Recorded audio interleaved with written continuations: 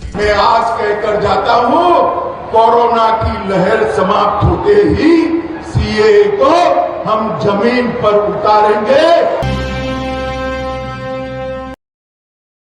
नमस्कार, स्वागत है आपका न्यूज़ टाइम भारत में। सीएए और एनआरसी का मुद्दा फिर से गरमाने लगा है। हाल ही में बंगाल में अमित शाह ने बयान दिया, जिसका वीडियो हम आपको दिखाएंगे।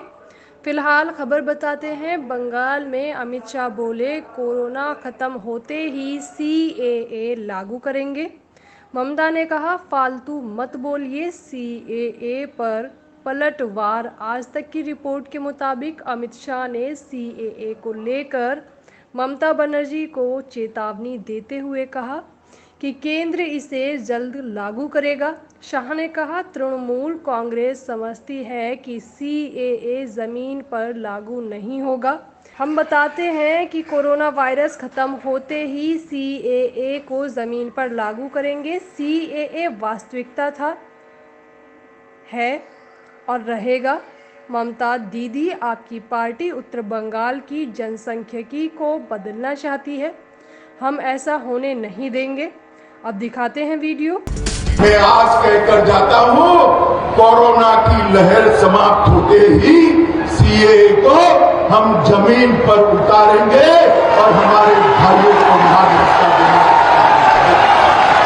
ममता दीदी, आप तो यही चाहती हो कि घुसपैठ चलती रहे और बंगाल से जो शरणार्थी आ रहे हैं उनको नागरिकता न मिले, मगर कान खोलकर तृणमूल वाले सुन ले, सीएए वास्तविकता था, वास्तविकता है और वास्तविकता रहने वाला। इसलिए आपने देखा, अमित शाह कह रहे हैं कि कोरोना खत्म होने के बाद इसको लागू करेंगे। 10 जनवरी 2020 को यह कानून पास हो गया था। अब तक इसको लेकर 6 बार कहा जा चुका है। इसके लिए जो कानून बनना है वह बनना चाहिए, लेकिन अब तक नहीं बना है।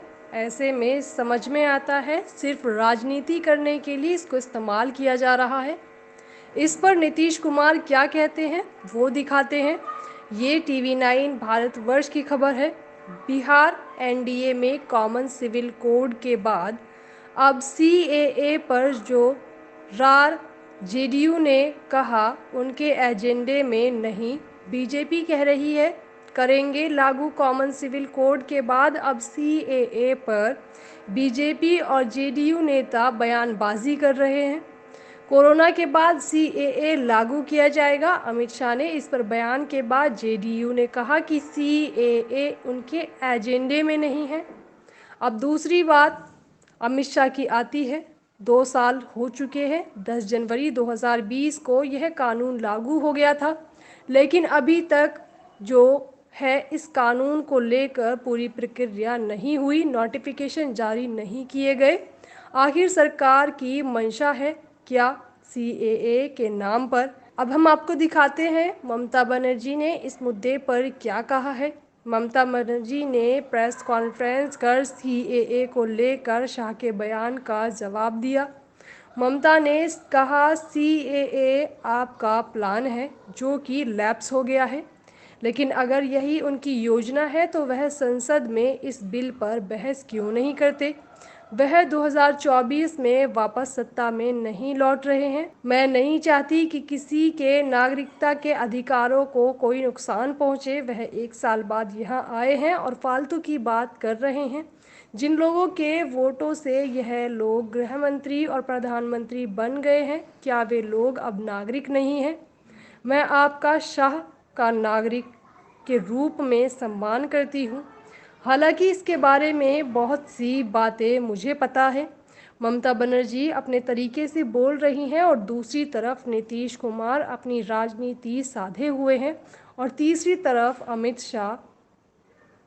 शाह और बीजेपी को लगता है कि इसी तरह से उलझा करके सरकार बनाए रखेंगे।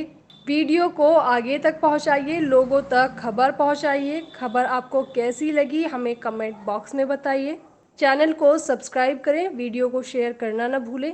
ऐसी ही बड़ी खबरों को देखने के लिए जुड़े रहिए हमारे साथ। News time Bharat.